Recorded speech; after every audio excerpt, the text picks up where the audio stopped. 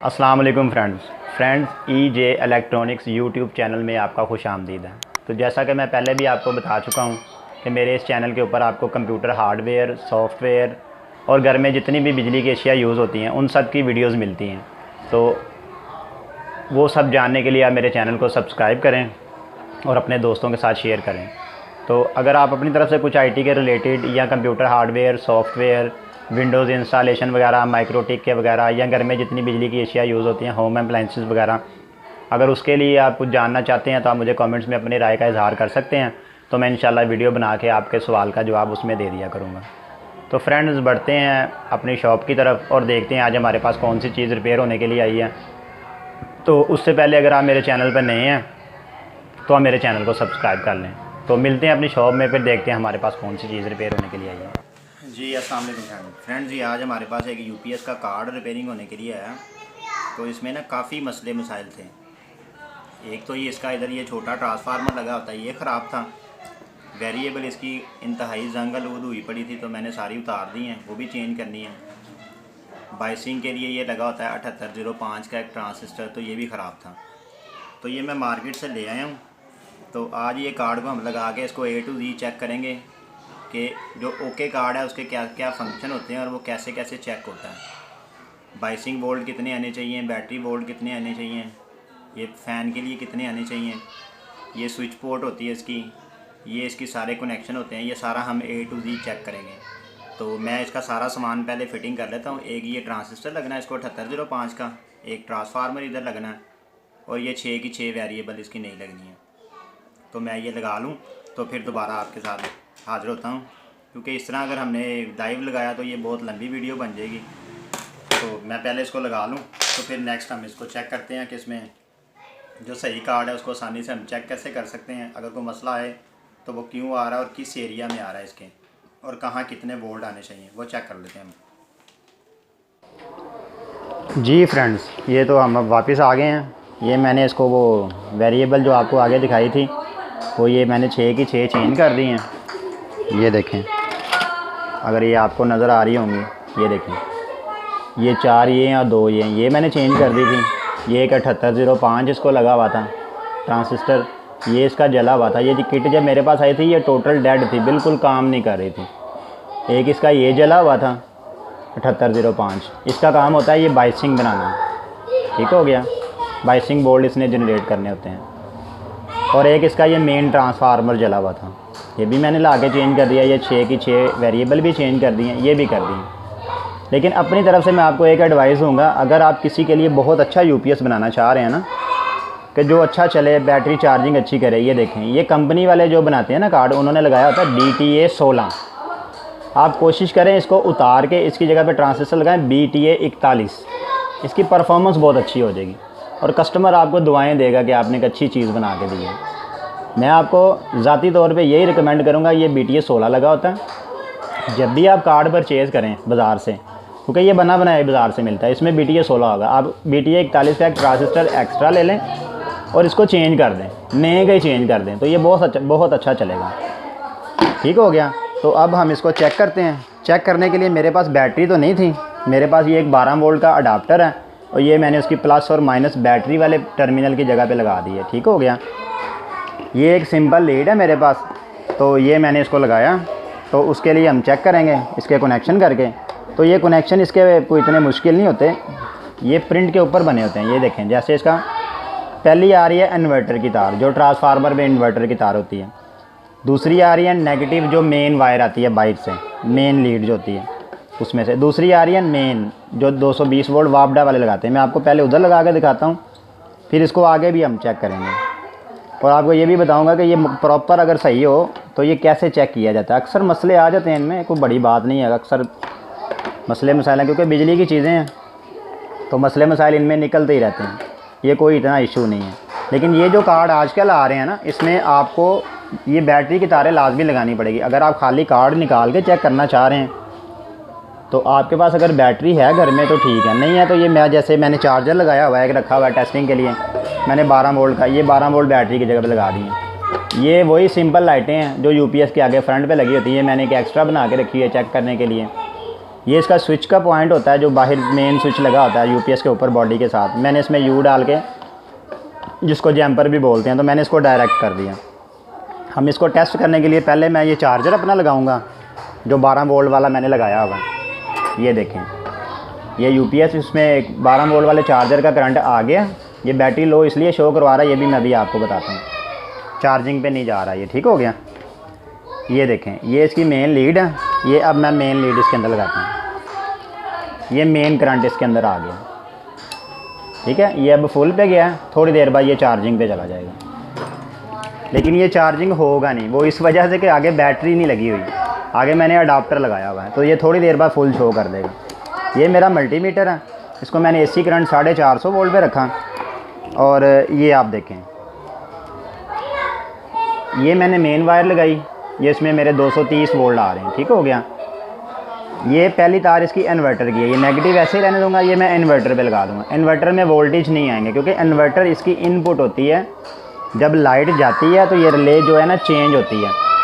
Transformer से 2 wires आती हैं, एक इन्वर्टर की आती है, एक नेगेटिव की आती है जिसको न्यूट्रल हम बोलते हैं, और एक तार आती है चार्जिंग वाली। चार्जिंग वाली हमारी इधर लग जाती है, जो इन्वर्टर वाली है वो इधर लग जाती है, और एक नेगेटिव की जगह पे लग जाती है। अब वो काम कैसे करती है, जब बिजली जाती है ना तो ये रिले चेंज होती है। बैटरी में से जो 12 वोल्ट की अगर यूपीएस है तो 12 वोल्ट बैटरी से बैक आएगा उसके मॉड्यूल के अंदर। मॉड्यूल को ये बाइसिंग वोल्ट देगा, तो मॉड्यूल जो है उसको डीसी करंट को एसी में चेंज करेगा। जब वो एसी में चेंज करेगा तो आगे ट्रांसफार्मर लगा होता है मॉड्यूल के ऊपर सॉरी, मॉड्यूल के ऊपर ट्रांसफार्मर लगा होता है। वो ट्रांसफार्मर की आउट जो इन्वर्टर होती है उसके अंदर वोल्टेज आते हैं, वो इसके अंदर जब आते हैं तो ये रिले चेंज करके उसको, ये यूपीएस जो आउट है इसके अंदर डालती है रिले के थ्रू, और वो बाहर हमारा मेन करंट जो आगे सप्लाई इस्तेमाल होती है वो होती है। ये इस तरीके से काम करता है, ठीक हो गया। यहाँ तक क्लियर हो गया। ये अब हमारी मेन वायर आ रही है, वो यूपीएस चार्जिंग भी कर रहा है, यूपीएस चार्जिंग भी करता है। अब इसको चेक करने का तरीकाकार ये होता है, ये हमारे आगे मेन वोल्ट, ये 224 वोल्ट हो गए, ये इन्वर्टर में नहीं आ रहे। उसकी वजह यह है कि मैंने इसको अभी ट्रांसफार्मर यूज़ नहीं किया। ट्रांसफार्मर यूज़ करूँगा, जैसे मैं मेन वायर निकालूंगा तो इसमें इनपुट के वोल्ट इन्वर्टर के थ्रू आएंगे। जब इन्वर्टर की केबल के थ्रू इन वोल्ट आएंगे, इनपुट के वो आएंगे ट्रांसफार्मर के थ्रू, ये रिले चेंज होगी।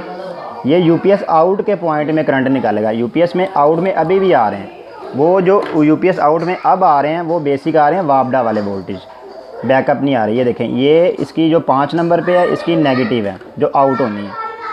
ये 6 नंबर पे है इन्वर्टर की तार जो चार्जिंग जिसको हम बोलते हैं, वो सॉरी चार्ज वायर जो ट्रांसफार्मर के अंदर लगती है चार्जिंग के लिए। ये यूपीएस आउट 4 नंबर पे आ रही है। देखें, ये 230 है, जो मेरे मेन वोल्ट आ रहे हैं वो भी 230 ही हैं।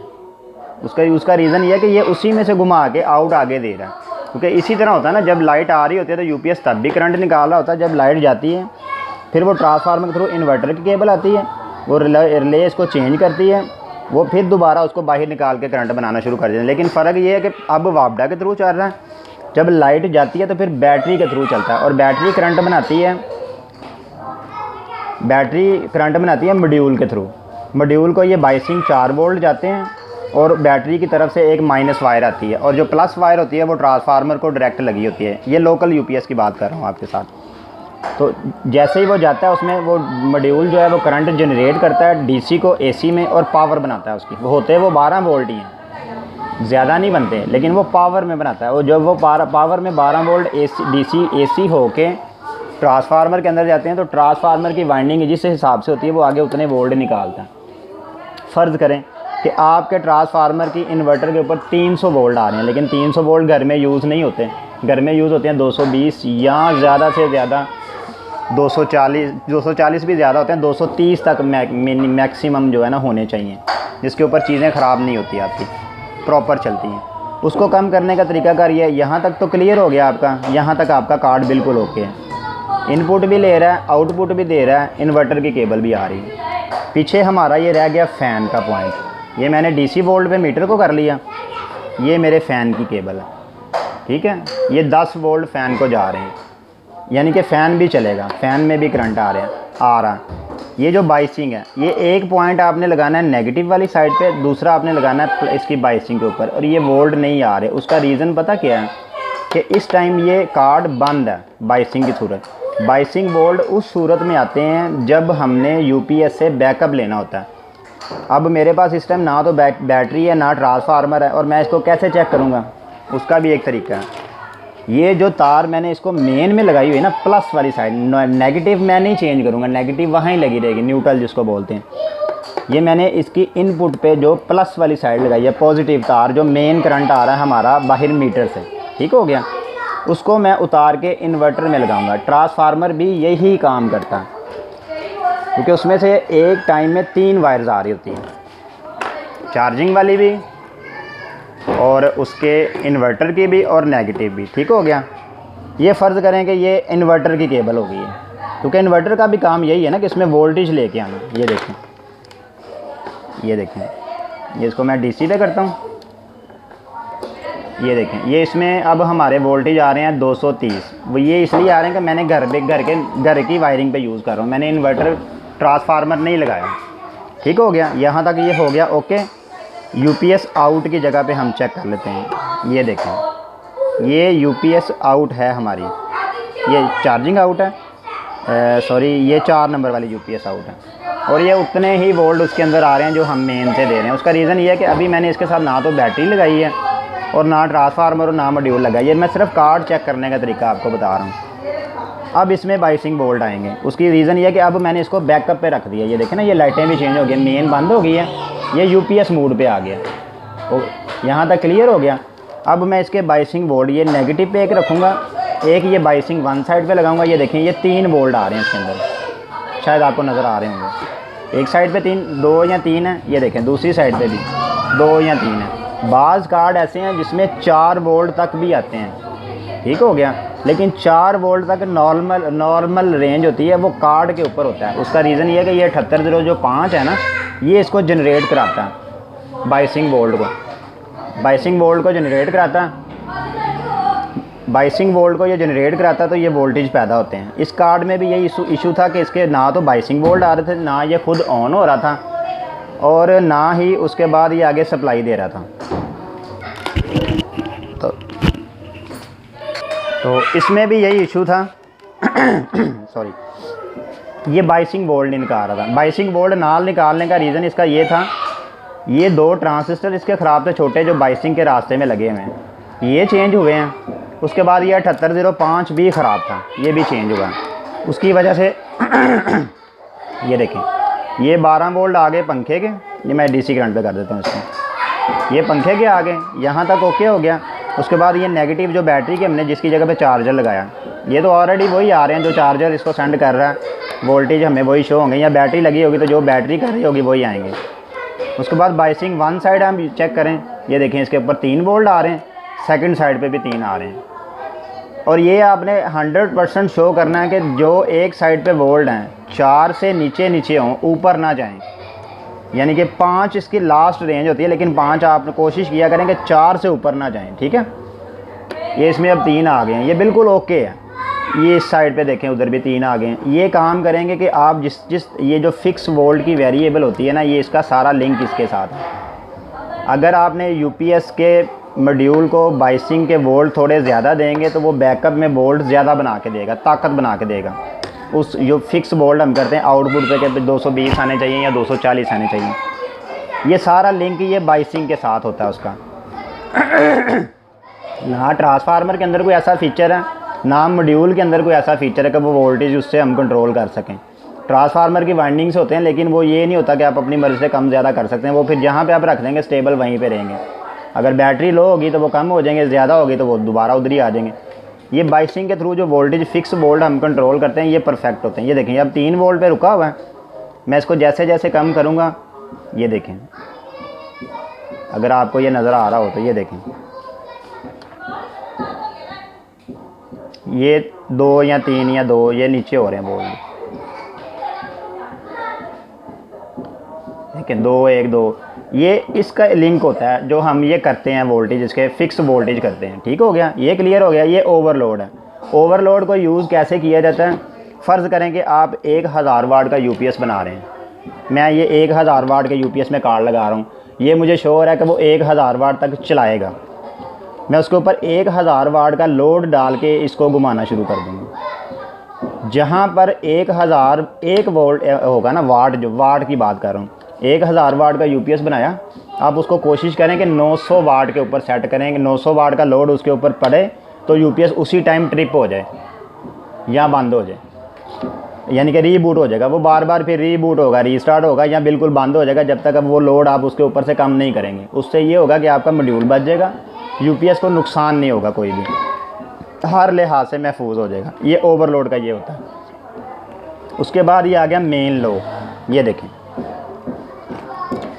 मेन लो की बात आ गई। मेन लो यूज़ होती है हमारी जो वेरिएबल है, अगर हमारे इलाके में फ़र्ज़ करें कि वोल्टेज आ रहे हैं 210, मैं इसको कम कर दूंगा कि 210 वोल्ट पे भी हमारा ये कार्ड ऑन हो जाए। अगर हमारे इलाके में वोल्टेज आते हैं, फ़र्ज़ करें कि 150 आ गए या 170 आ गए, वो इंतहाई कम होते हैं, उसके ऊपर इसको नहीं चलाना चाहिए। मैं इसको उस हिसाब से सेट करूँगा कि अगर 150 या 175 वोल्ट मेरे मेन करंट आता है वापडा का, तो ये कार्ड जो है ख़ुद ब खुद ऑफ हो जाए और यूपीएस पे चला जाए कि बैटरी से बैकअप लेना शुरू हो जाए। मेन लो उसके लिए यूज़ होता है। उसके आगे आ गया बैटरी लो। ये देखें, मैंने आपको बताया था ना, ये 3 लाइटें जो चल रही हैं, ये बैटरी की इंडिकेशन है। इसकी सेटिंग हम इधर से करते हैं। ये देखें, ये जैसे जैसे मैं बढ़ाता जाऊंगा ये बढ़ता जाएगा। बैटरी लो का ये जैसे जैसे मैं कम करता जाऊंगा ये कम होता जाएगा। इसका रीज़न ये है कि फ़र्ज़ करें कि मैं कहता हूं कि मेरे यूपीएस की जो बैटरी है,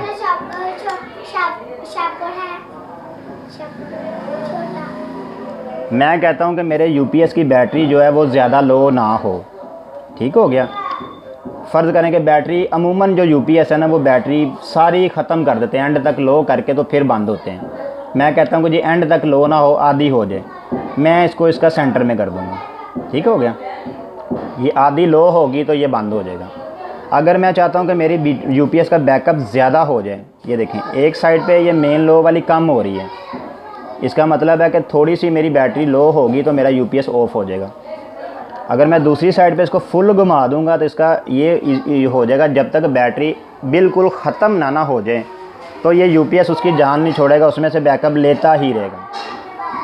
आगे इसके आ गया बैटरी फुल का इंडिकेशन। बैटरी फुल का इंडिकेशन ये है कि आपने जब भी, अगर आपसे ये वेरिएबल हिल गई है या आपने चेंज की है, उसका तरीकाकार ये है कि मीटर और मल्टीमीटर जो है ये मुकम्मल यूपीएस के अंदर फिट करें बोर्ड, उसको चार्जिंग पे लगा दें, इसकी मेन केबल लगा दें। जब यूपीएस चार्जिंग करना शुरू हो जाए तो बैटरी के ऊपर जो 2 टर्मिनल के पॉइंट होते हैं ना, मीटर आप डीसी पे रख के उसका प्लस पे प्लस और माइनस पे माइनस लगा लें। लेकिन ये कार्ड के अंदर आपने ये काम नहीं करना। कार्ड पे भी हो सकता है, अगर कोई कारीगर है वो कार्ड पे भी कर लेगा, लेकिन जो ज़्यादा बेटर है वो बैटरी के पॉइंट जो ऊपर टर्मिनल जहाँ पे कसे होते हैं उसके ऊपर आप लगाएंगे। ये देखें, जैसे ये 10 वोल्ट आ रहा है, जब उसके ऊपर 14.5 वोल्ट आ जाए ना, उधर आपने इसको छोड़ देना है। ये देखें, ये बैटरी फुल है, ये बिल्कुल माइनर सा आहिस्ता आहिस्ता घुमाना है।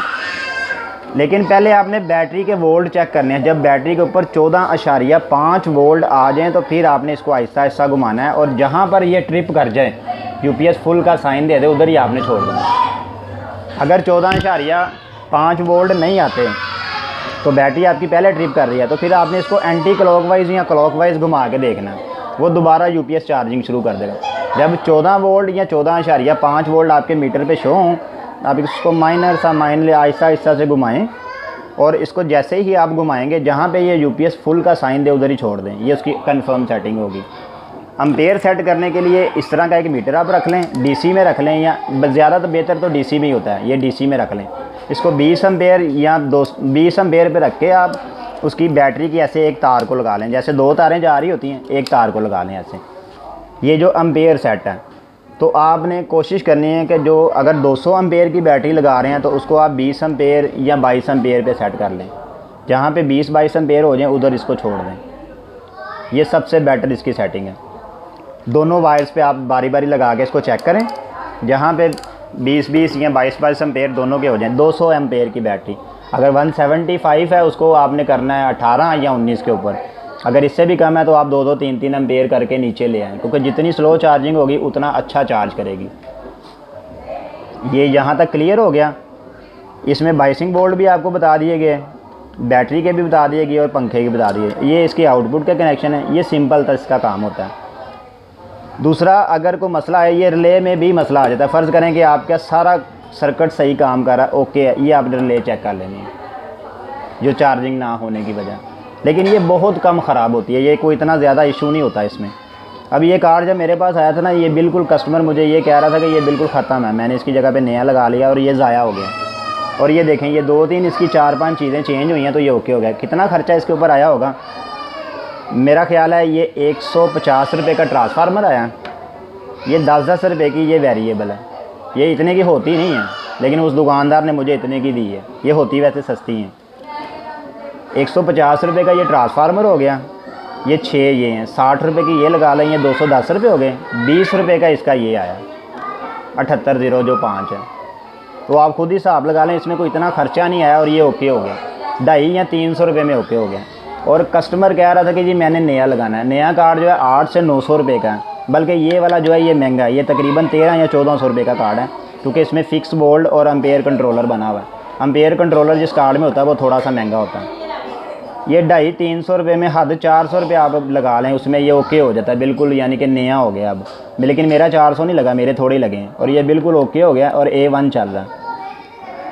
इस तरह आप कोई भी कार्ड अपने घर में आसानी से बैठ के सही कर सकते हैं, इसमें कोई इतना इशू नहीं होता। अगर आपको मेरी वीडियो अच्छी लगी है तो मेरे चैनल को आप सब्सक्राइब कर लें, क्योंकि इस तरह की वीडियो मैं अपने चैनल के ऊपर अपलोड करता रहता हूँ। तो मैं जैसे ही अपलोड करूँगा तो ये उसी टाइम आपको मिल जाया करेंगी। तो अगर आप अपनी तरफ से कोई UPS वगैरह, कंप्यूटर हार्डवेयर, सॉफ्टवेयर के बारे में या टेक्निकल वीडियोस वगैरह के बारे में कुछ पूछना चाहते हैं तो आप कमेंट्स में मुझे अपनी राय का इजहार करें, तो इंशाल्लाह मैं नेक्स्ट टाइम उसके ऊपर भी वीडियो बनाऊंगा। तो आज वैसे भी ज़रा संडे था, तो शॉप के बाहर ज़रा काफ़ी बच्चे वगैरह खेल रहे हैं, तो काफ़ी शोर आ रहा था उसमें। तो मुझे उम्मीद है कि वीडियो आपको अच्छी लगी होगी। तो नेक्स्ट टाइम इंशाल्लाह मिलेंगे फिर नेक्स्ट वीडियो में। तो आज तक के लिए इतना ही, तो मिलते हैं फिर नेक्स्ट वीडियो में। अल्लाह हाफिज़।